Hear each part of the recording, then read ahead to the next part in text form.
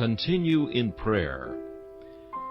It is interesting to remark how large a portion of sacred writ is occupied with the subject of prayer, either in furnishing examples, enforcing precepts, or pronouncing promises. We scarcely open the Bible before we read, "Then began men to call upon the name of the Lord." And just as we're about to close the volume, the amen of an earnest supplication meets our ears. Instances are plentiful. Here we find a wrestling Jacob, there a Daniel who prayed 3 times a day, and a David who with all his heart called upon his God. On the mountain we see Elias, in the dungeon Paul and Silas. We have multitudes of commands and myriads of promises. What does this teach us but the sacred importance and necessity of prayer?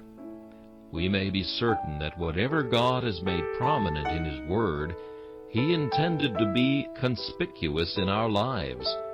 If He has said much about prayer, it is because He knows we have much need of it. So deep are our necessities that until we are in heaven, we must not cease to pray. Dost thou want nothing? Then I fear thou dost not know thy poverty. Hast thou no mercy to ask of God? Then may the Lord's mercy show thee thy misery. A prayerless soul is a Christless soul. Prayer is the lisping of the believing infant, the shout of the fighting believer, the requiem of the dying saint falling asleep in Jesus. It is the breath, the watchword, the comfort, the strength, the honor of a Christian.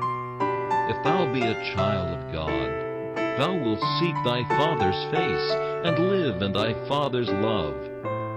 Pray that this year thou mayest be holy, humble, zealous, and patient.